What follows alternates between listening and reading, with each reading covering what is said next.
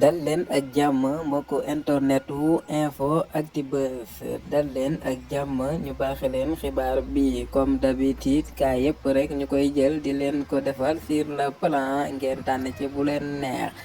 Ada Correa ñu gën ko xam ci Ada Fass mu nekk doomu Medina mbërum Medina bokk ci écurie Fass bi nga xamante ni waa Medina dañoo amoon ci moom yaakaar bu baax a baax moom Ada Fass ginnaaw bi nga xamante ni am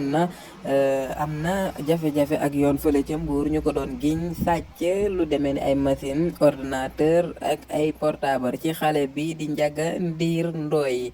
ginnaaw bi nga xamante ni moom Ada Fass ñu doon wax bàyyi nañ ko wala fi mu toll nii ñoo ngi koy siise fi mu toll nii nag lépp leer na Ada Fass daal di noon koy daan ñaari atu kaso yoo xamante ni benn ba rek lay tëdd waaye du moom rek moom ak xaritam bi di Ada Ndiaye ñu gën koo xam ci El Hadji Ada Ndiaye waaye yemul ci loolu kase Ada Fass ak xaritam bi ñoom ñaar dinañ fay 1,5 million de francs CFA maanaam xaalis bu toll ci 1,5 million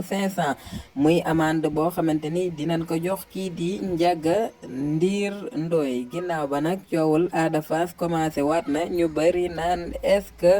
problème bi lépp du ñaareel bi moo ko teg ñii naan problème bi peut-être ñaareel bee ko jigul ak lu nekk waaye dañuy fàttali ni lii lépp ndogalu yàlla la waaye bu nu sukkandiku ci ñii di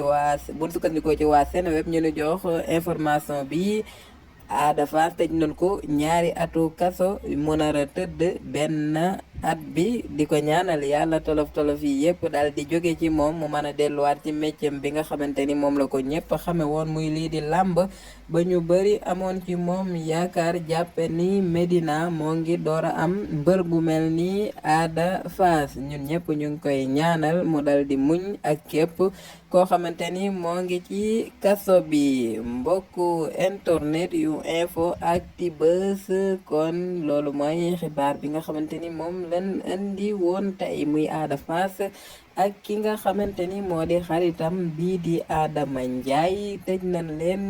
ñaari atu kaso yoo xamante ni benn ba la ñuy tëdd dal di fay lu toll ci amende 1,5 million maanaam benn million yu toftal fukki téeméeri junni yoon war a fay ndàmpaay ginnaaw bi ñu leen toppee li nga xamante ni moo di jël loo xamante ni moomuñu ko mu amee woon foofee ca Mbuur jaageen jëf ci web bi dinu bàyyi xel fii ci info Actubuzz wéy leen di abonné ngir ngeen man di jot xibaar yu wér te wóor